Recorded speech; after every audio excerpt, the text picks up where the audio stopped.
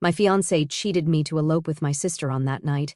My legal revenge exposed a $200,000 con. At my wedding rehearsal, my sister appeared in my custom gown, holding my fiancé's arm. "Surprise!" she giggled. "We're eloping tonight." My mother clapped. "She looks so much better in white." I smiled, pulled out my phone, and showed them something that froze their smiles instantly. "Surprise!" Brittany's voice echoed through Murphy's Hall the moment I walked in. She was standing in the center of the room, wearing my ivory wedding dress, arms spread wide like she was announcing a Broadway show. "We're eloping tonight."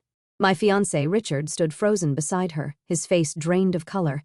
Mom clapped her hands together. "Isn't this exciting, Susan? She looks so much better in white than you ever would." The words hit me while I was still processing the sight of my sister twirling in the custom gown I had saved 8 months to afford. The garment bags slipped from my hands and hit the floor with a dull thud.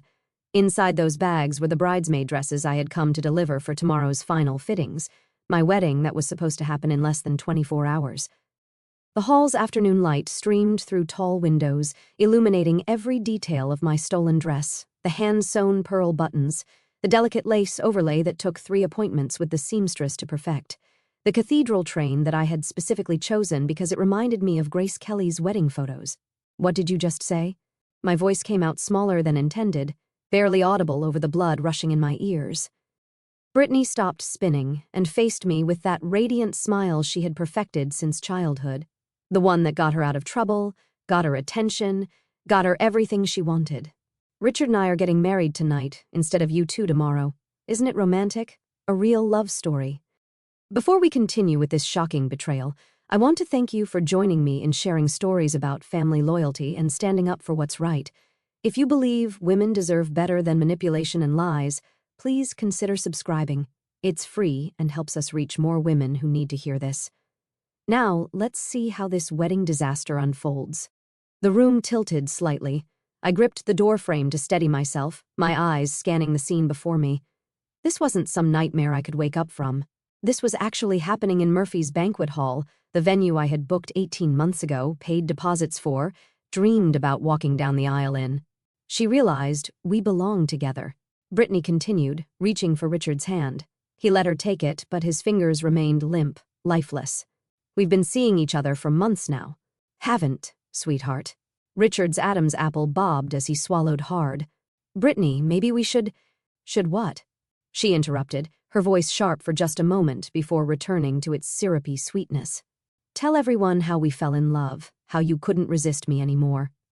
I watched Richard's face throughout this exchange, searching for some sign of the man I thought I knew, the man who had proposed to me 6 months ago beside the lake where we had our first date, the man who had spent hours helping me plan our future together. His usual confidence had completely evaporated, replaced by something that looked like pure terror. Mom moved closer to them, her digital camera ready. "Come on, you two. Let me get some pictures. This is such a special moment." The flash popped repeatedly, creating bright bursts of light that made everything feel even more surreal. "Mom, stop," I managed to say, but she waved me off with that familiar dismissive gesture I had endured my entire life. "Oh, Susan, don't be such a spoilsport. These things happen. Love finds a way, you know." She adjusted the camera settings while speaking, not even looking at me. "Besides, you're so practical. You'll find someone more suitable, someone more your level." Aunt Carol appeared from behind the makeshift bar, carrying champagne flutes that bubbled and caught the light. "I just can't get over this surprise," she gushed, pressing glasses into Brittany and Richard's hands. "When did you two realize you were meant to be together? This is like something out of a romance novel." "It just happened naturally," Brittany lied smoothly, accepting her champagne with graceful fingers. "You know how it is when you meet your soulmate. Everything else just fades away." I noticed Richard hadn't touched his champagne. His phone buzzed in his pocket, and he jumped like he had been shocked. The device lit up through his jacket, casting a brief glow before he quickly silenced it. This happened twice more in the span of a minute, each time making him more agitated. "Richard, put that phone away," Mom scolded, lowering her camera momentarily. "This is your engagement party." "Engagement party?" The words echoed in my head as I stood there, still unnoticed by most of the people filling the room. My extended family members, aunts, uncles, cousins I hadn't seen in months, were all here congratulating the happy couple, raising impromptu toasts to true love. The same people who were supposed to celebrate my wedding tomorrow. How long has this been going on? I asked, finally finding my voice. The room fell quiet. All eyes turned to me, some sympathetic, others annoyed by my interruption of their festivities. Brittany's smile never wavered. Oh, Susan, does it really matter? What matters is that Richard is finally with the right person. She took a sip of champagne, then added with fake concern, I hope you're not going to make this difficult. I mean, you wouldn't want to force someone to marry you when their heart belongs to someone else, would you? The cruelty in her words was wrapped in such sweet packaging that half the room probably thought she was being considerate. But I knew my sister better than anyone. I had lived 29 years as her shadow, watching her charm her way through life while I worked twice as hard for half the recognition. That's my dress, I said quietly, pointing at the ivory silk that flowed around her feet like water. Oh, this old thing. Brittany looked down at herself as if just noticing what she was wearing. I hope you don't mind. It was just hanging there in your closet, and Richard said he wanted to see me in white. Didn't you, darling? Richard's jaw tightened. He still wouldn't look directly at me. His eyes darted between the floor and the windows like he was looking for an escape route. When he finally spoke, his voice was barely above a whisper. Susan, I can explain. Explain what? I stepped closer, and he instinctively took a step back. Explain how you've been cheating on me with my sister? Explain how you're wearing the suit you bought for our engagement photos while she's wearing my wedding dress? Now, Susan. Mom intervened, stepping between us. There's no need to get hysterical. These things happen. Richard realized he made a mistake. That's all. Be grateful he figured it out before you embarrassed yourself at the altar. Embarrass myself? As if being abandoned and betrayed was somehow my fault. As if saving every penny to afford a decent wedding, working double shifts at the county clerk's office, planning every detail for months, as if all of that made me pathetic rather than dedicated. Uncle Frank, who had been quiet until now, cleared his throat uncomfortably. Maybe we should all sit down and talk about this calmly. There's nothing to talk about, Brittany said firmly, moving closer to Richard and wrapping her arm through his. Richard chose me. End of story. Susan needs to accept that and move on. But I was watching Richard's face, and what I saw there wasn't love or certainty. It was panic, pure, undiluted panic. His phone buzzed again, and this time when he checked it, his face went completely white. His hands started trembling so badly he nearly dropped the device. Who keeps calling you? I asked. Nobody. He said too quickly. Work stuff. You know how it is. But I did know how it was. And Richard had never been jumpy about work calls. He had always been confident, almost cocky about his business dealings. This nervous energy was completely new, and it was getting worse by the minute. The pieces of a puzzle started forming in my mind. Richard's recent secretive behavior, his vague explanations about weekend trips, the way he had been avoiding certain topics, deflecting questions about his past, and now this panicked response to whoever was trying to reach him. My phone felt heavy in my back pocket.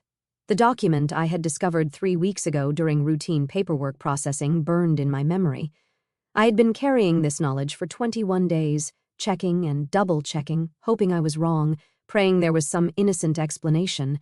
But looking at Richard now, watching him fall apart in real time, I knew there was nothing innocent about any of this. With trembling fingers, I reached into my back pocket and pulled out my phone. The device felt weighted down by the knowledge I had been carrying for 3 weeks. Richard's face went from pale to completely ashen when he saw me scrolling through my photos. What's on your phone, Susan? Brittany demanded, her voice sharp with sudden uncertainty. I found what I was looking for and held up the screen. It was a photograph of a marriage certificate, clear as day. Richard Thomas Mitchell, married to Jennifer Martinez on August 15th, 2 years ago, Phoenix, Arizona. The room went completely silent. 3 weeks earlier, I had been having an ordinary Tuesday at the county clerk's office. The autumn rain drummed against the windows while I worked through my usual morning routine, process marriage certificates, check for completeness, file them in chronological order. The stack on my desk was particularly thick that day. Apparently, October was popular for courthouse weddings. I was halfway through the pile when Richard's name jumped out at me like a neon sign. My coffee mug froze halfway to my lips. There it was, printed in official county letterhead, Richard Thomas Mitchell. But this wasn't our paperwork. I hadn't processed any documents related to our upcoming wedding yet. My hands started shaking as I read the date, August 15th, 2 years ago.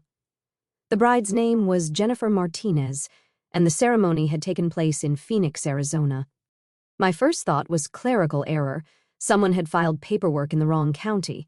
Or maybe there was another Richard Mitchell with the same middle name. But as I examined the document more closely, my stomach began to sink.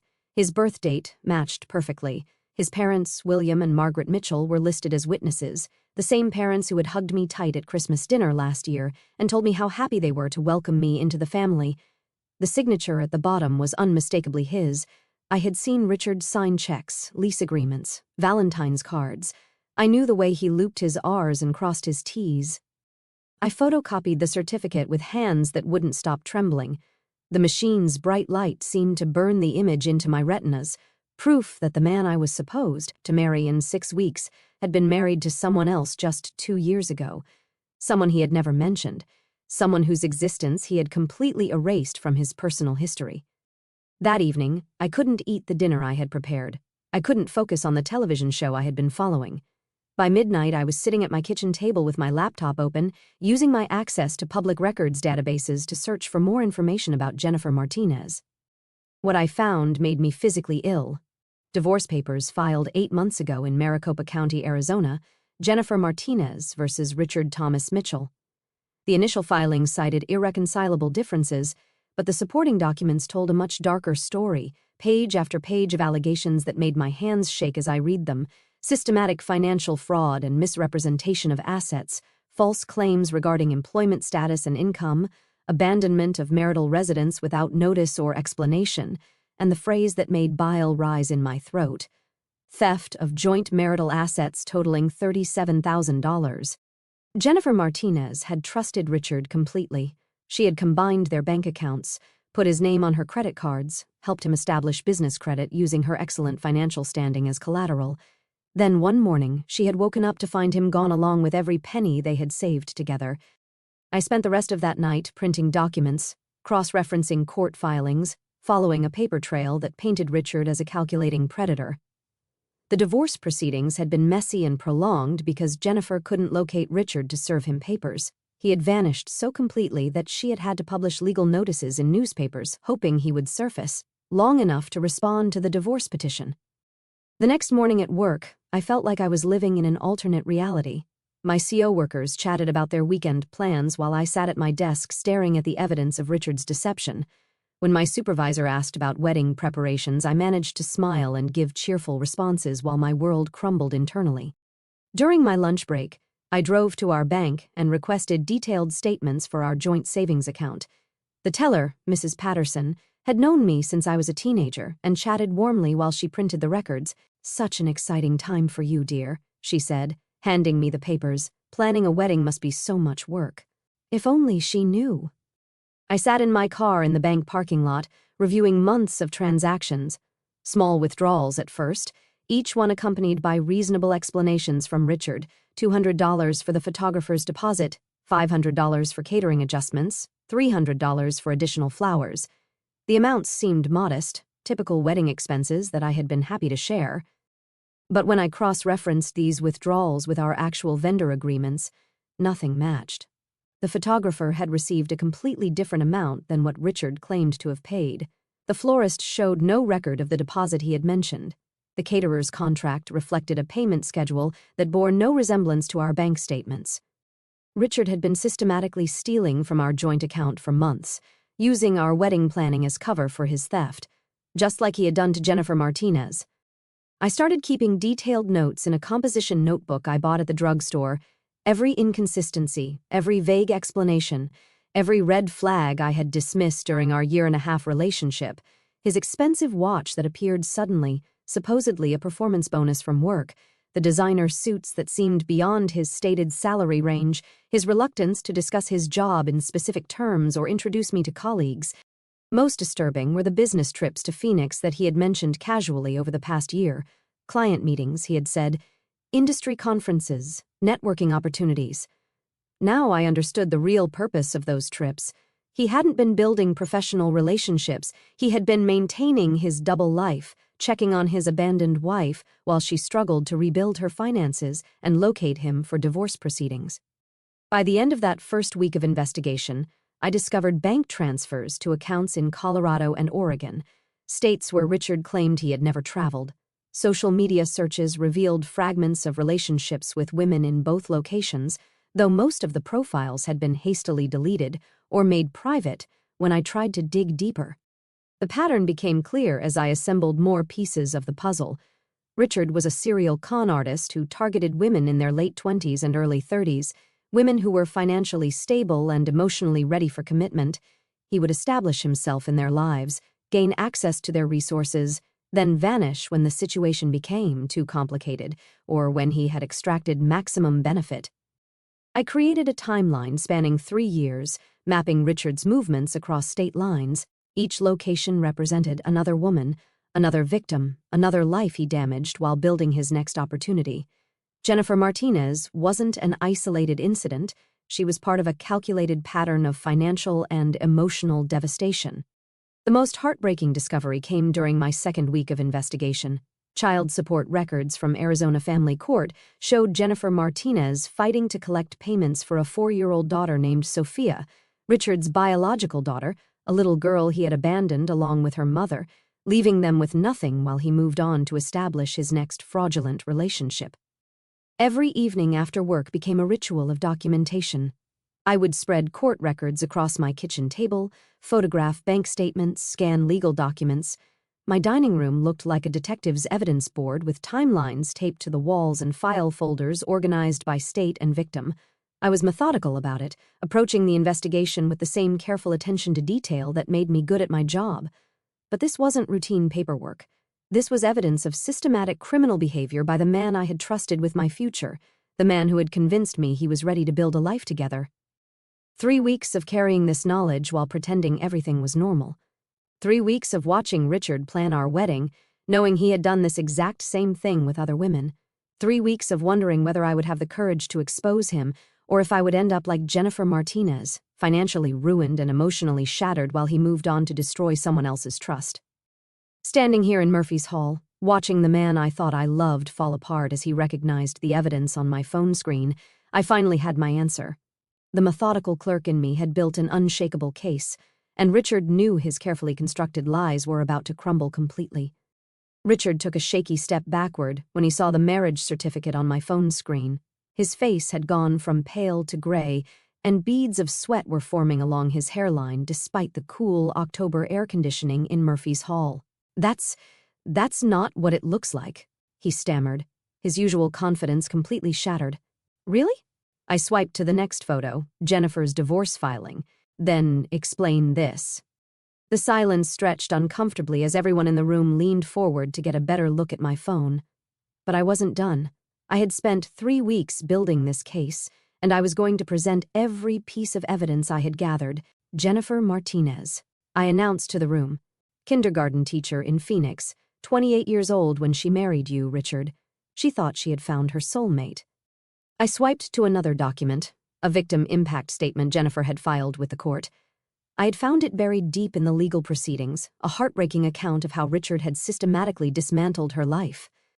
She worked at Sunrise Elementary teaching first grade, had her own apartment, her own car, $23,000 in savings from years of careful budgeting. My voice stayed steady as I read from her statement. She met you at a coffee shop near her school. You told her you were recently divorced, working as a business consultant, temporarily staying at extended stay hotels while looking for the right place to settle down. Brittany's confident smile was starting to waver. Susan, what does this have to do with anything? That's ancient history. Ancient history? I laughed, but there was no humor in it. Richard married Jennifer on August 15th, 2 years ago. We started dating 6 months later in February, which means he was still married when he asked for my number at that bookstore downtown. Richard's phone buzzed again, and this time when he checked it, his hands were shaking so badly he nearly dropped the device. I caught a glimpse of the screen, multiple missed calls from a Phoenix area code. Jennifer's not just ancient history, Brittany. She's very much current events. especially since Richard never actually divorced her. The room exploded in shocked murmurs. Mom's camera hung forgotten in her hands. Aunt Carol set down her champagne glass so hard it rang against the table. "That's impossible," Mom said weakly. "He can't marry you if he's already married to someone else." "Exactly. That's called bigamy, Mom. It's a felony." I swiped to another document, the child support case that had kept me awake for 3 nights straight. But Jennifer's situation gets worse, much worse, because 4 months after their wedding, she discovered she was pregnant. Brittany's face went white. Richard looked like he might actually faint. Sophia Martinez, born June 10th, 4 years ago, Richard's biological daughter. I held up a photo I had found through my public records search, a court filing that included a picture of a beautiful little girl with dark hair and Richard's distinctive green eyes. He abandoned both of them when Sophia was 6 months old. Disappeared one morning while Jennifer was at work, taking every penny from their joint accounts, her grandmother's antique jewelry, and even the baby formula she had bought in bulk. The silence in Murphy's hall was deafening. Even the catering staff had stopped setting up tables to listen. Jennifer's been working 2 jobs ever since. I continued, my voice growing stronger with each revelation. Teaching during the day, cleaning offices at night, trying to make ends meet while raising a toddler alone. The state of Arizona has been trying to collect child support from Richard for 3 years. That's why he keeps changing his phone number, why he never stays at the same address for more than a few months. Richard's phone buzzed again. This time, he didn't even look at it. But Jennifer isn't Richard's only victim. I swiped to a new set of documents. Maria Santos, Denver, Colorado. Relationship started 18 months ago, ended 10 months ago when Richard disappeared with her inheritance money, $28,000 her grandfather left her. I had spent days tracking down Maria's story through social media posts, court filings, and credit reports. She had been more cautious about sharing details publicly, but the financial devastation was clear from the legal documents. Maria was a nurse practitioner, 32 years old, owned her own condo, had excellent credit. Richard told her the same story, recently divorced consultant, family money tied up in legal proceedings. He moved in after 3 months, convinced her to add his name to her bank accounts to simplify their finances for their upcoming marriage. I looked directly at Brittany as I continued. Sound familiar? The same rapid timeline, the same financial integration, the same promises about building a future together. Then there's Rebecca Chin in Portland, Oregon, physical therapist, 31 years old. Richard's relationship with her overlapped with Maria's by 4 months. He told Rebecca that Maria was a business partner who was helping him transition his consulting practice to the West Coast. The documents I had uncovered about Rebecca were the most recent and the most disturbing. Richard had been with her until just 2 months before he had proposed to me, which meant he had been juggling 3 relationships simultaneously before narrowing his focus to me as his next primary target.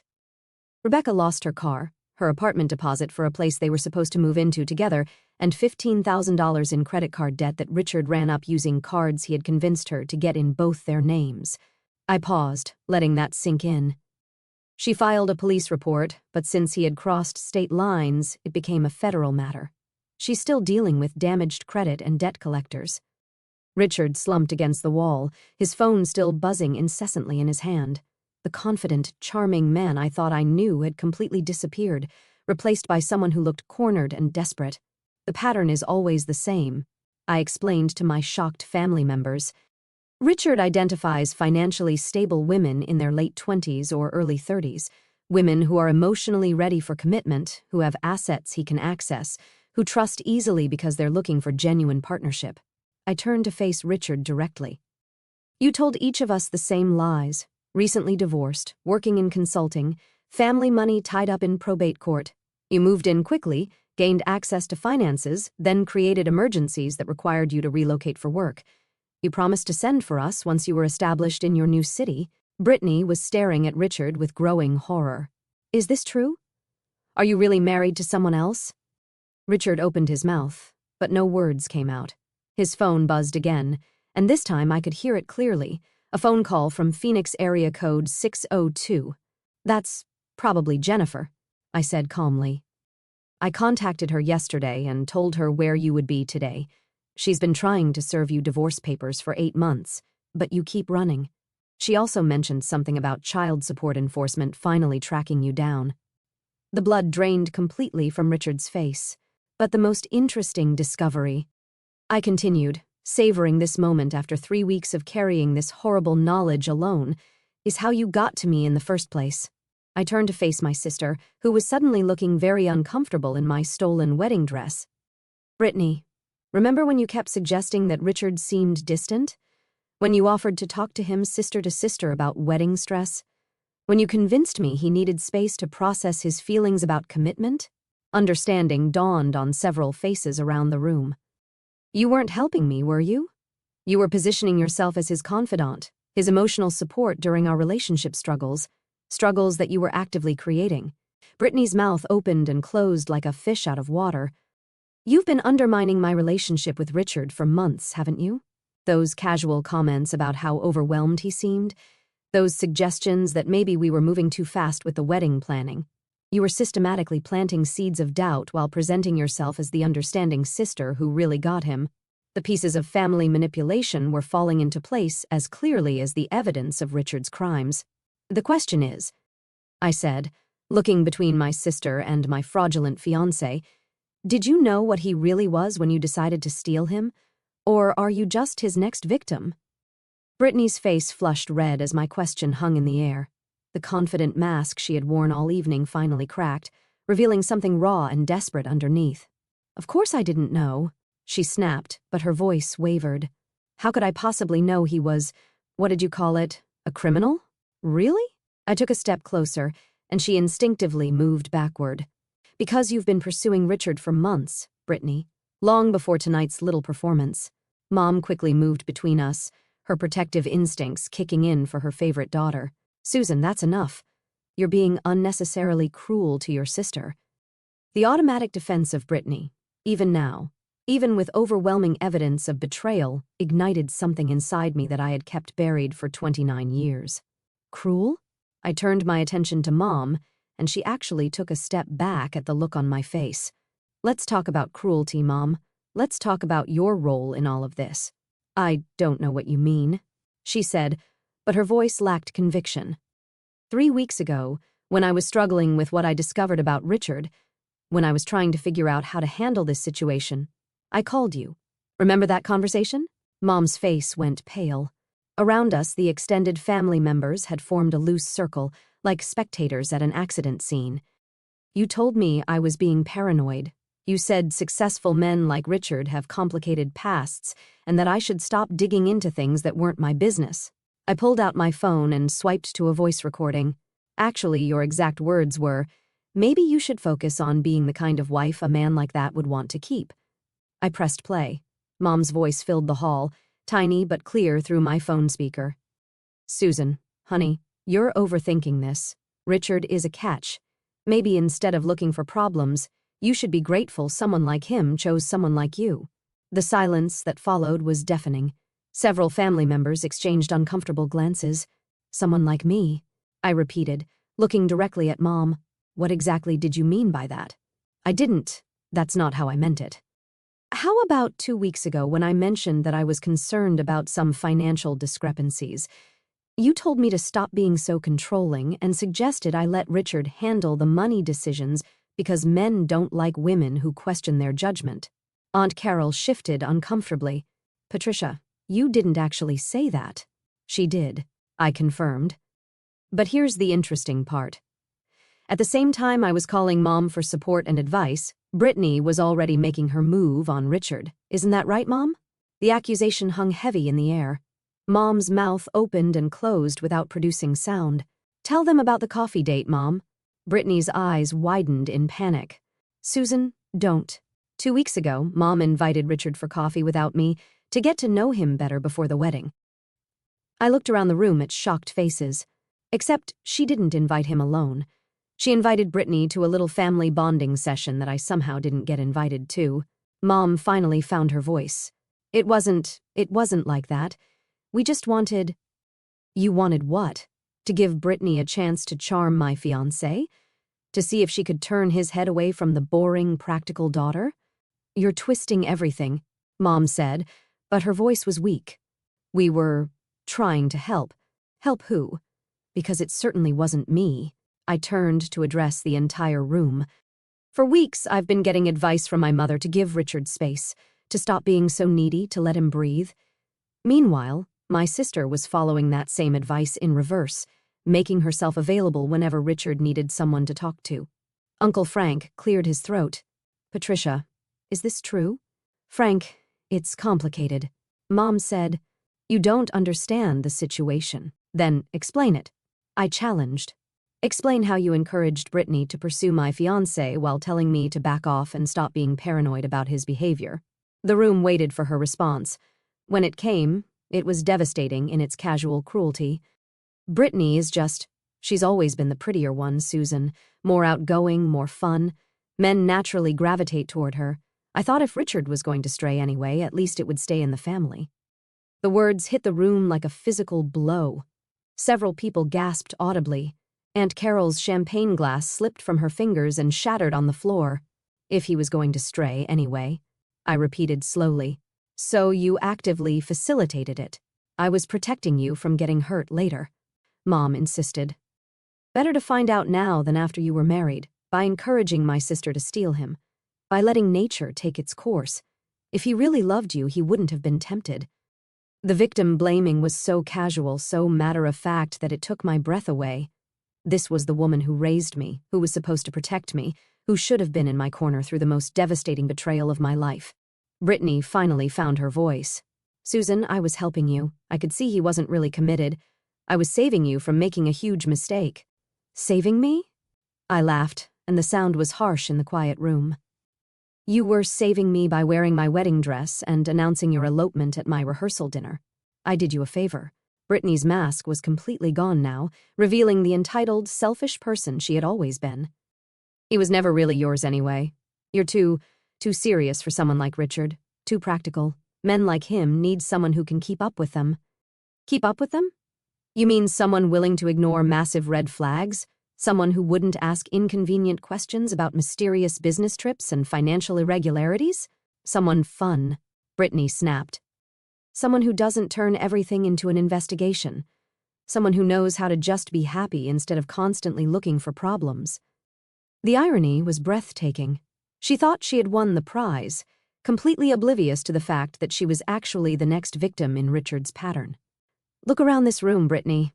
I gestured to our extended family, many of whom were staring at her in shock. Look at the evidence I've just presented. Richard is a criminal. He's committed fraud, bigamy, and child abandonment across multiple states, and your response is that you did me a favor by getting involved with him? You're exaggerating, she said, but uncertainty crept into her voice for the first time. Am I, Richard? Tell her about Jennifer. Tell her about Sophia. Tell her about the $37,000 you stole from your wife. Tell her about the child support you owe. Tell her about Maria and Rebecca and the financial devastation you've left in your wake. That's all in the past. Richard mumbled. The past? You're still legally married to Jennifer. You still owe child support. The FBI is still investigating you for interstate fraud. That's very much the present, Richard. I turned back to my sister. And you think you've won something? You think you've rescued the better man? Brittany looked at the wedding dress she was wearing, my dress, and for the first time tonight, doubt flickered across her face. Dad, who had been silent through this entire confrontation, finally spoke up. His voice was quiet, defeated. Patricia, how long has this been going on? Mom turned to him with surprise. What do you mean? The favoritism, the manipulation? How long have you been playing our daughters against each other? It was the first time I had ever heard Dad directly address Mom's treatment of us. After 29 years of silence, he was finally asking the question that needed to be asked decades ago. I haven't been playing anyone against anyone, Mom protested. I love both my daughters equally. No, Dad said firmly. You don't. You never have.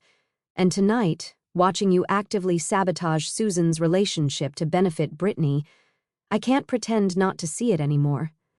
The room fell silent again. Extended family members who had witnessed years of this dynamic were finally seeing it acknowledged out loud. Cousin Janet, who had been quiet until now, spoke up. Aunt Patricia, we've all seen it. The different expectations, the different consequences. Susan could never get away with half the things Brittany has done over the years.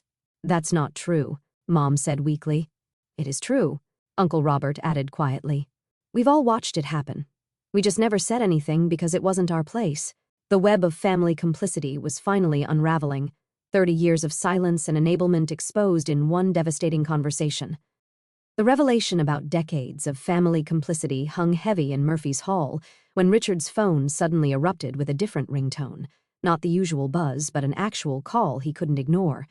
The sound cut through the tension like a knife, and everyone turned to look at him. He fumbled with the device, his hands shaking so badly he nearly dropped it. The caller ID clearly showed a Phoenix area code. After 3 rings, he finally answered. Hello? His voice was barely above a whisper. Even from across the room, we could hear a woman's voice on the other end, sharp with anger and desperation. Richard's face went from gray to green. Jennifer, I can explain.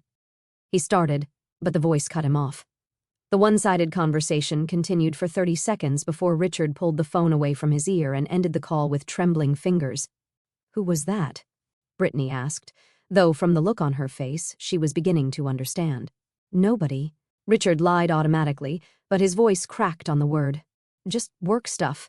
I stepped forward, my phone still in hand. That was your wife, wasn't it, Richard? Jennifer Martinez, the kindergarten teacher you abandoned with your daughter. Ex-wife? He corrected desperately. We're divorced. The paperwork just got delayed because of jurisdictional issues between states. Show us the divorce decree. I challenged. Richard's mouth opened and closed like a fish gasping for air. I don't have it with me. It's at my apartment. Convenient. I swiped to another document on my phone. Because according to the Arizona Department of Vital Records, no divorce has been finalized between you and Jennifer Martinez. You're still legally married, which makes your engagement to me, and now to Brittany, bigamy. The word hung in the air like a toxic cloud. Brittany instinctively took a step away from Richard, her hand flying to her throat. Wait, she said slowly. If you're still married to someone else, then what exactly are we doing here? What was all this about eloping? Richard ran his hands through his hair, leaving it disheveled. Sweat stains were visible on his dress shirt despite the cool air conditioning. Brittany, sweetheart, you have to understand, the situation is complicated. Jennifer and I, we were never really compatible. What we have is real. Real? Brittany's voice rose.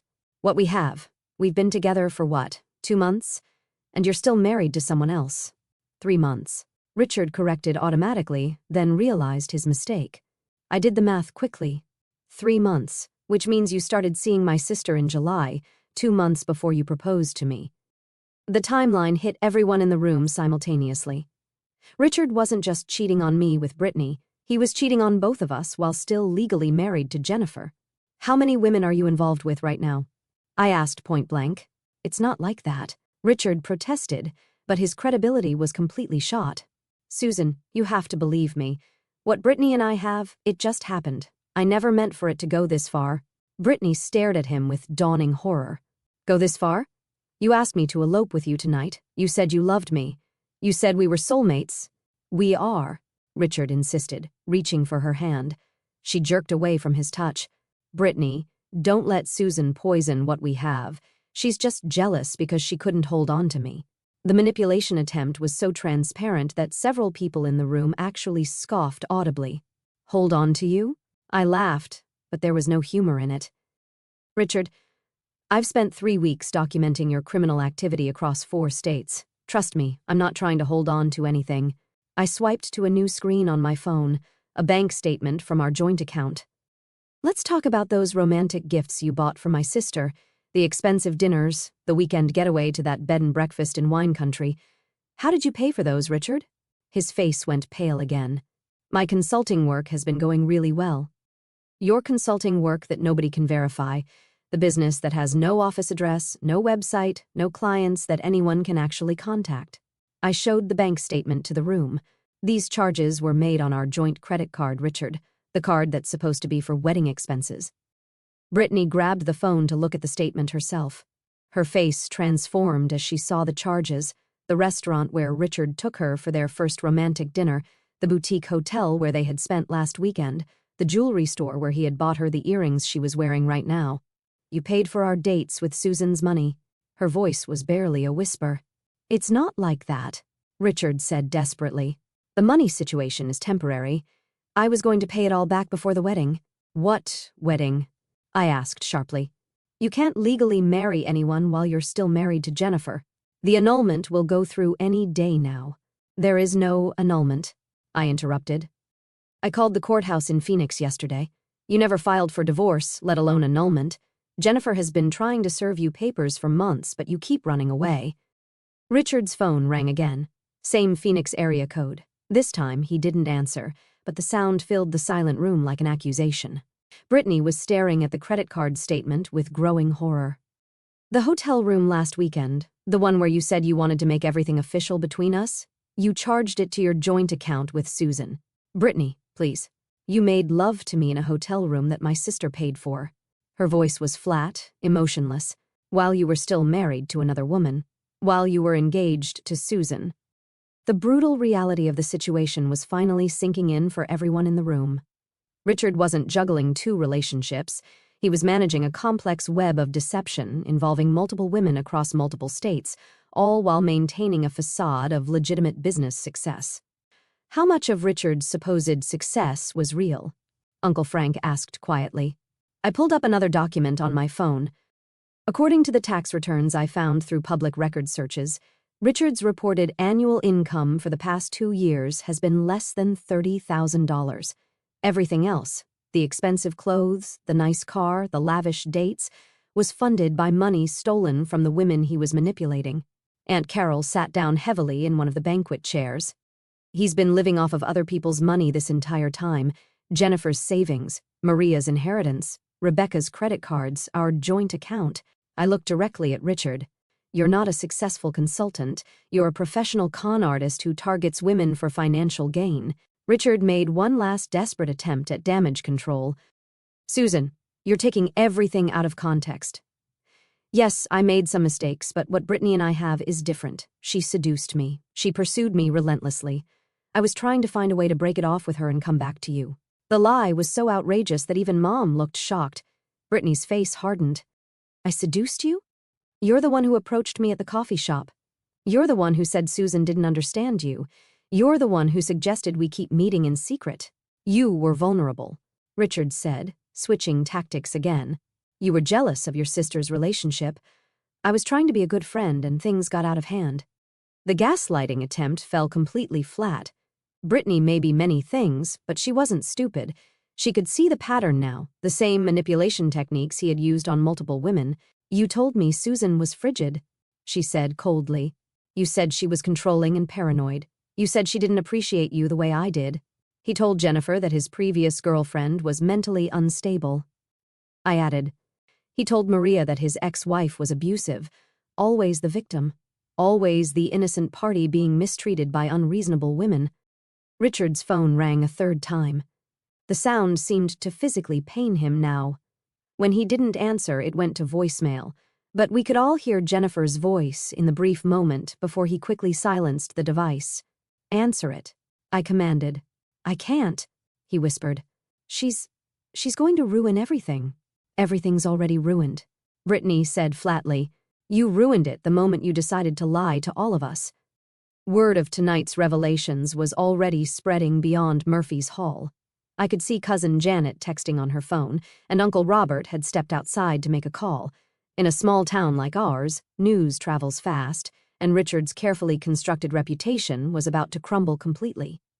The double doors at the back of Murphy's Hall swung open with a soft whoosh, and every head in the room turned toward the sound. A woman stood silhouetted in the doorway, petite, dark-haired, wearing jeans and a simple blue blouse that spoke of practicality over fashion. She carried a thick manila folder against her chest like armor. Jennifer. Richard breathed, and the blood drained completely from his face. Jennifer Martinez stepped into the room with quiet determination. Her eyes scanned the crowd before settling on Richard. There was no dramatic fury in her expression, no theatrical anger. Instead, there was something far more powerful, the focused resolve of a mother who had driven 16 hours straight to protect her child. Hello, Richard, she said simply. Her voice carried clearly across the silent room. We need to talk. Richard took a step backward, bumping into one of the banquet tables. His hands were shaking so badly now that he could barely hold his phone. Jennifer, this isn't a good time. We're in the middle of a wedding.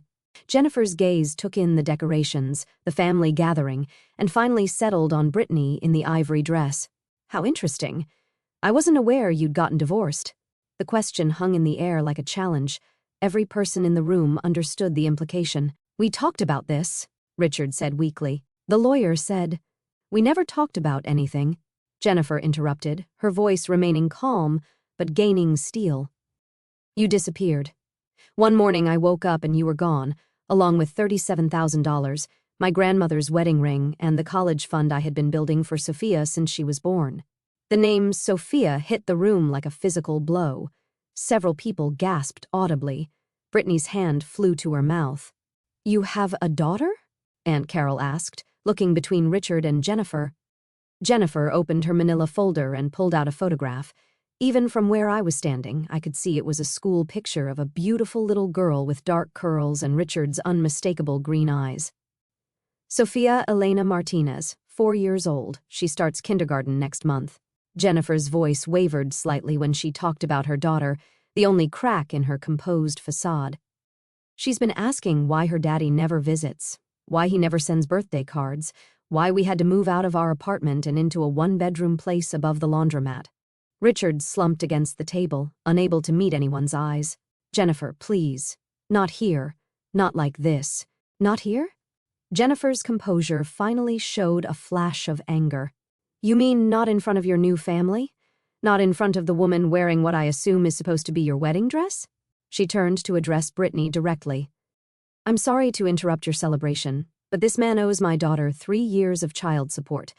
$1,700 a month that was supposed to cover her housing, her food, her medical care. Brittany stared at the photograph in Jennifer's hand, her face pale. Medical care? Sophia has asthma, Jennifer explained matter-of-factly. Severe asthma that requires daily medication and frequent doctor visits.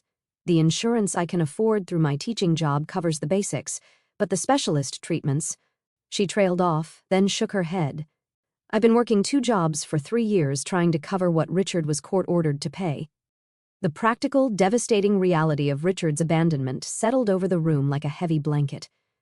This wasn't about romantic betrayal or hurt feelings. This was about a child who couldn't breathe properly because her father chose to spend her medical money on romantic getaways with other women. I didn't know, Brittany whispered. I didn't know about any of this. Of course you didn't, Jennifer said, not unkindly. Richard is very good at compartmentalizing his lies. I didn't know about Susan until she called me yesterday.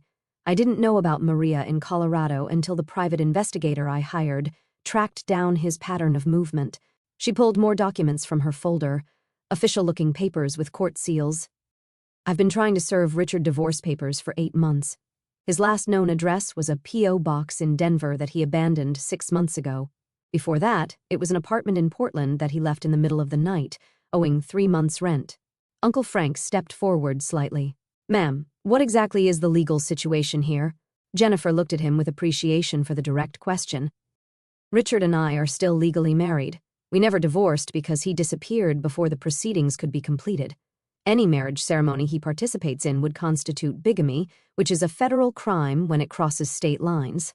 She turned back to Richard, who was now sitting heavily in one of the banquet chairs. But that's not why I'm here. I'm here because the state of Arizona finally got a lead on your location, and I drove straight through from Phoenix to make sure you couldn't run again before the authorities arrive. Richard's head snapped up. Authorities? Child support enforcement officers will be here within the hour, Jennifer said calmly. Crossing state lines to avoid child support payments is a federal offense.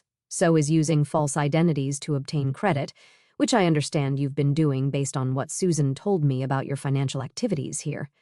She pulled out another document. This is a warrant for your arrest issued by the state of Arizona 3 months ago. It's been sitting in the system waiting for someone to locate you.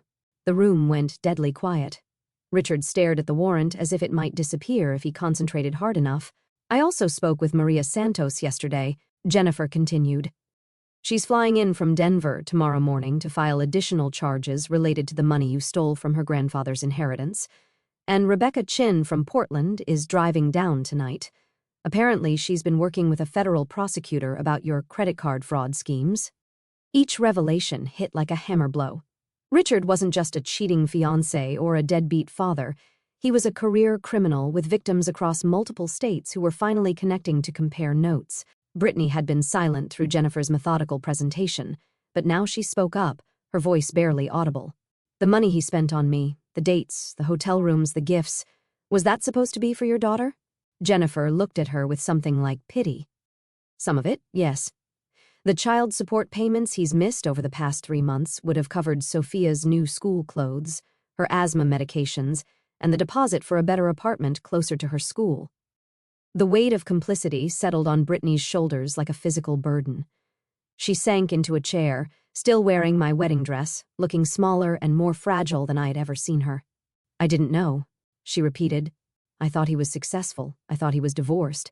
You thought what you were supposed to think, Jennifer said gently. Richard is very skilled at presenting exactly the image each woman needs to see. He told me his previous girlfriend was mentally unstable. I assume he told you something similar about Susan. Brittany nodded miserably. He said she was controlling and paranoid. He told Maria that his ex-wife was abusive. Jennifer continued. He told Rebecca that his business partner was embezzling from their company, and he needed time to sort out his finances. Always the victim. Always the innocent party being wronged by unreasonable people. She turned to address the entire room. Ladies and gentlemen, you're looking at a textbook sociopathic con artist, someone who feels no genuine remorse for the pain he causes, who sees other people as resources to be exploited rather than human beings deserving of honesty and respect. Richard finally spoke, his voice hollow. Jennifer, I never meant for it to go this far. I was going to pay everything back. I was going to make things right. When? Jennifer asked sharply. When were you going to pay back the money you stole from our daughter's college fund? When were you going to start being a father to Sophia? After you finished defrauding your next victims? Her composure cracked slightly, revealing the exhaustion and frustration of 3 years spent struggling alone. I have worked 60-hour weeks for 3 years, Richard. I teach first grade during the day and clean office buildings at night. I haven't bought myself new clothes in 18 months because every spare penny goes to Sophia's medical needs. Meanwhile, you've been living like a king on money stolen from the women foolish enough to trust you. The stark contrast between Jennifer's sacrifice and Richard's selfishness filled the room like a toxic cloud. Here stood a woman who had given everything for her child, facing a man who had abandoned that same child to fund his own pleasure. Outside Murphy's Hall, I could see flashing lights through the windows, red and blue getting closer. The red and blue lights grew brighter through Murphy's Hall windows as 2 police cruisers pulled into the parking lot. Richard's face went ashen as he watched the officers approach through the glass doors. That was fast, Jennifer observed, checking her watch. I told them you'd probably try to run again. But Richard didn't run. He sat frozen in his chair, staring at the legal documents Jennifer had spread across the banquet table like a prosecutor presenting evidence. Outside, I could see Officer Martinez, no relation to Jennifer despite the shared surname, speaking into his radio while his partner headed toward the building's entrance. Richard Thomas Mitchell. Officer Martinez's voice carried authority as he entered the hall. We have a warrant for your arrest issued by the state of Arizona. The room fell silent except for Mom's sharp intake of breath. Several family members pulled out their phones, and I could see them frantically texting. In a town of 12,000 people, news travels at lightning speed, and tonight's drama was about to become tomorrow's headline in the local newspaper. On what charges? Uncle Frank asked, his legal background making him step forward as an unofficial advocate. Failure to pay court-ordered child support, crossing state lines to avoid financial obligations, and identity fraud. Officer Martinez read from his paperwork. Additional federal charges may be filed pending investigation by the FBI's white-collar crime division. As Richard was read his rights, his phone, which had been buzzing constantly, started ringing again. This time it wasn't Jennifer calling, but someone else entirely.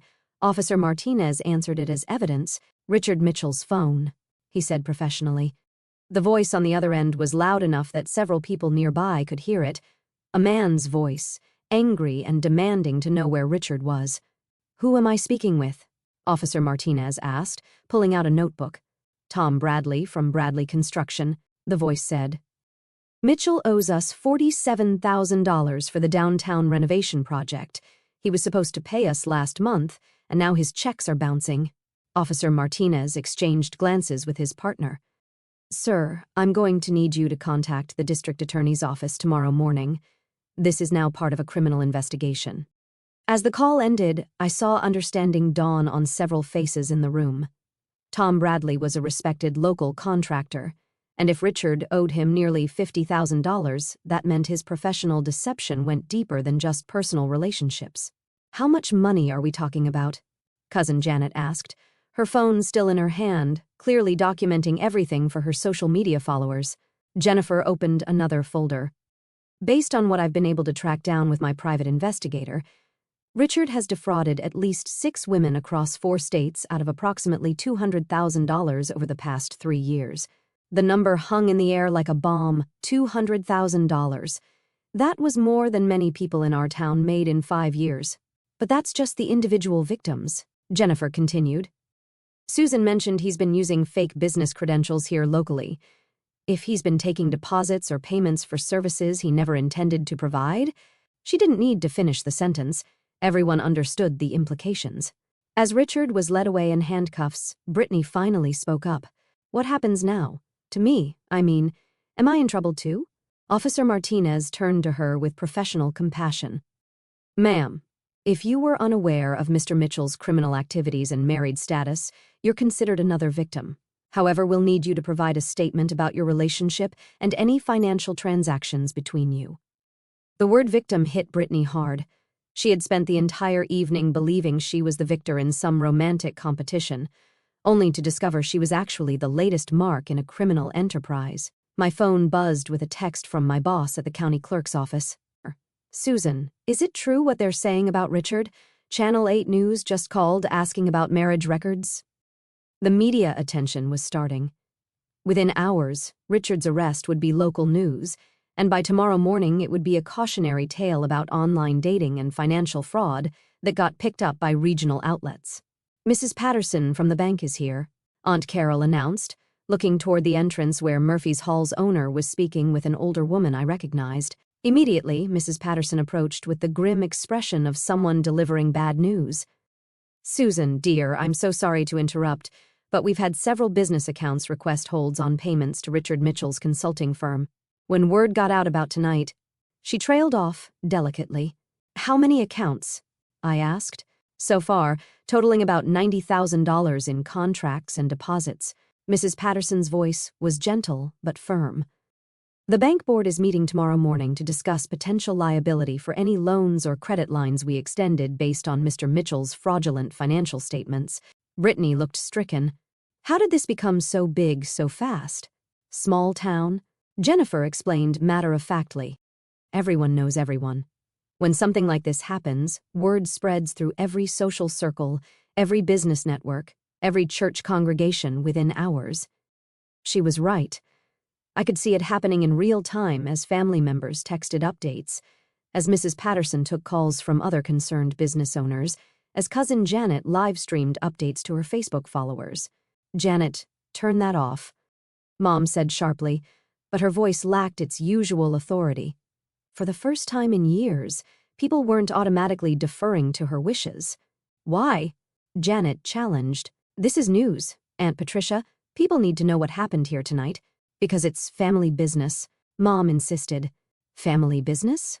Uncle Robert spoke up, his voice heavy with years of accumulated frustration. Patricia, you actively facilitated this mess. You encouraged Brittany to pursue Susan's fiancé, then tried to cover it up when everything fell apart. This stopped being private family business the moment you decided to publicly humiliate one daughter to benefit the other. The criticism hit Mom like a physical blow. She had always been the matriarch, the woman whose opinions carried weight at family gatherings. Now her own brother was calling her out in front of everyone. I was trying to protect Susan, she said weakly. No, I interjected firmly. You were protecting your image. You couldn't stand the idea that your precious Brittany might be seen as second choice.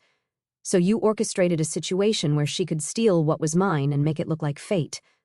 The truth settled over the room uncomfortably. Several relatives who had witnessed years of this dynamic were finally seeing it called out directly. Susan's right, Cousin Michael said quietly. He had always been the peacemaker, the one who avoided confrontation. Aunt Patricia, we've all watched you favor Brittany since they were kids. Tonight just made it impossible to ignore anymore. It's not favoritism, Mom protested, but her voice cracked. I love both my daughters equally. Then why? Aunt Sarah, Dad's sister, asked, Did you let Brittany take Susan's wedding dress without asking? Why did you encourage Richard to spend time with Brittany while telling Susan to give him space? Mom had no answer. The evidence of her manipulation was too clear, too well documented by tonight's events. I think, Dad said quietly, speaking up for only the second time tonight, we need to have some serious family conversations after everyone's had time to process what happened here.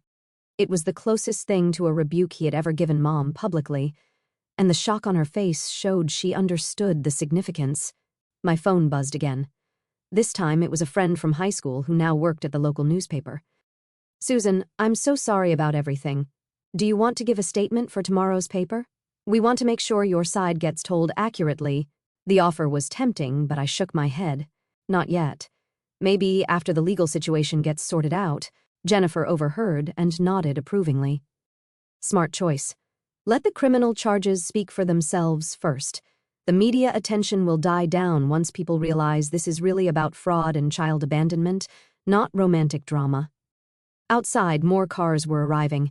I recognized several vehicles, neighbors, CO workers, even the pastor from our church. Word had spread beyond family, and people were coming to see the aftermath for themselves.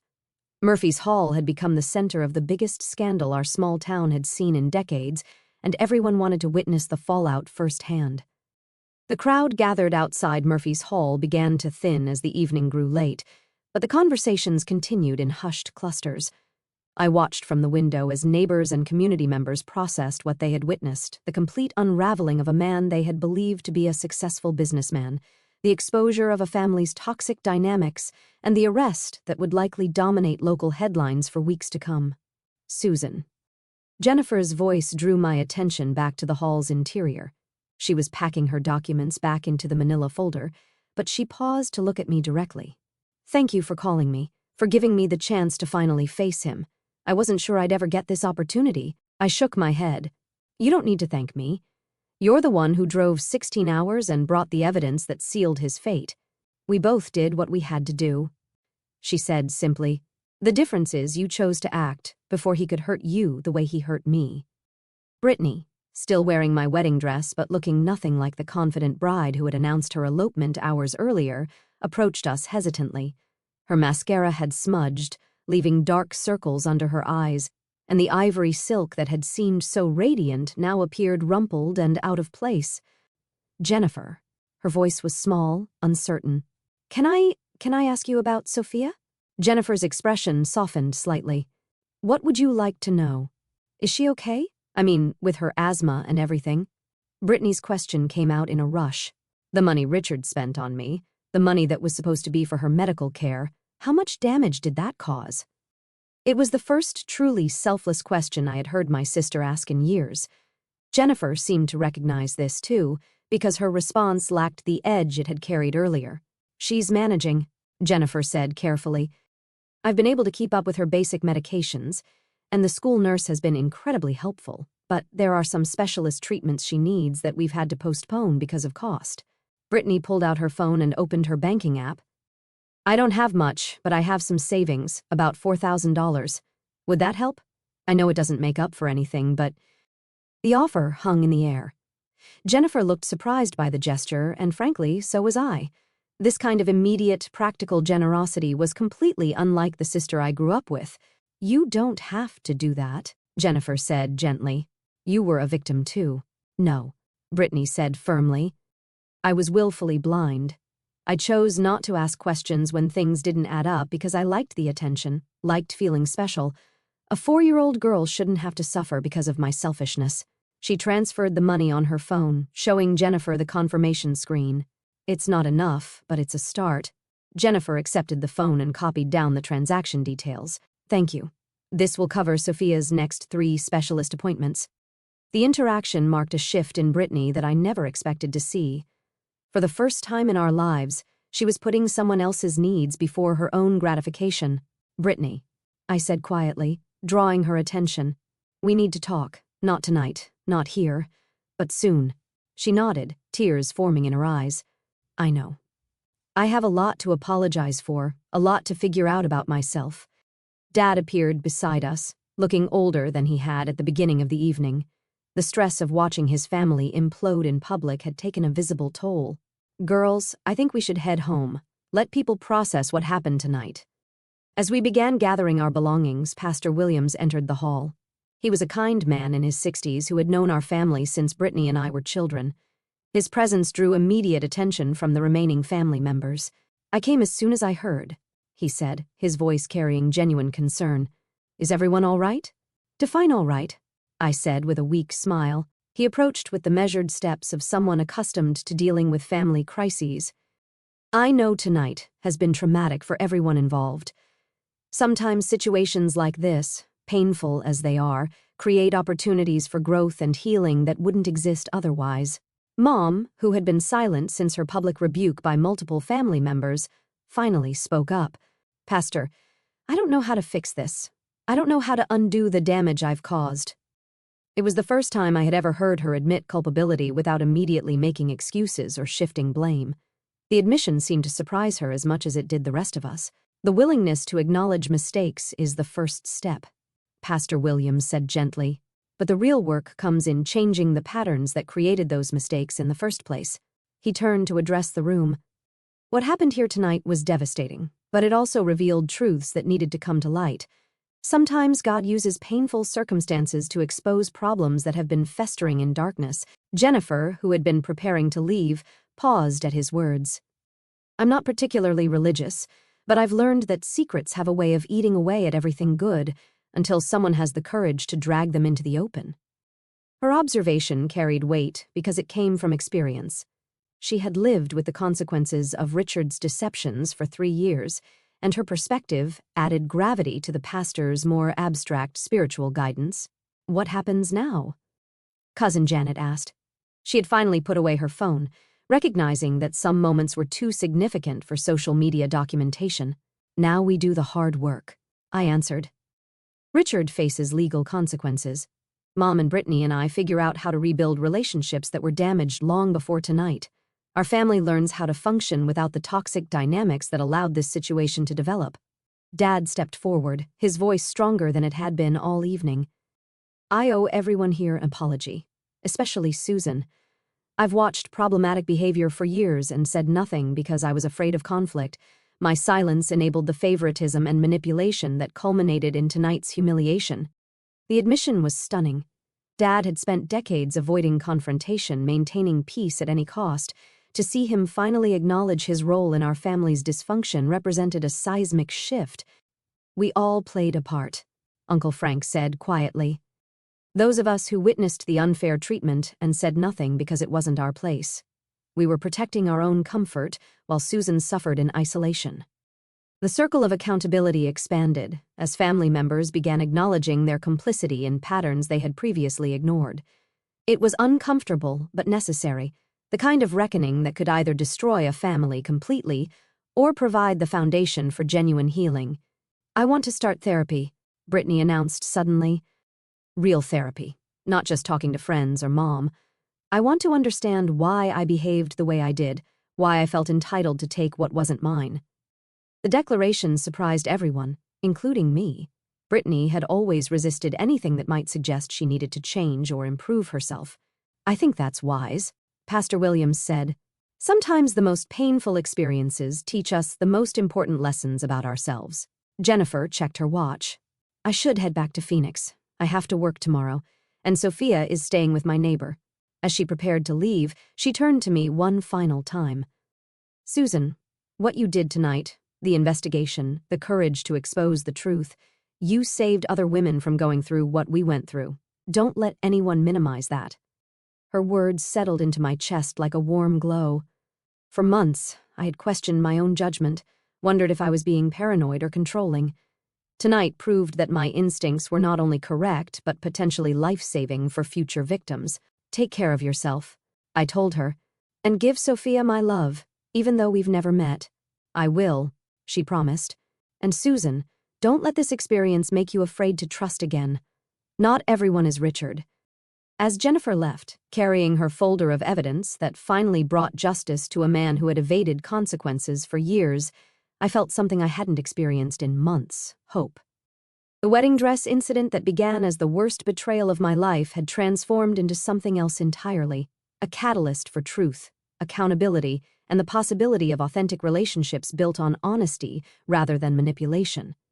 Standing in Murphy's Hall, surrounded by the wreckage of lies and the promise of new beginnings, I realized that sometimes losing everything you thought you wanted is the only way to discover what you actually need.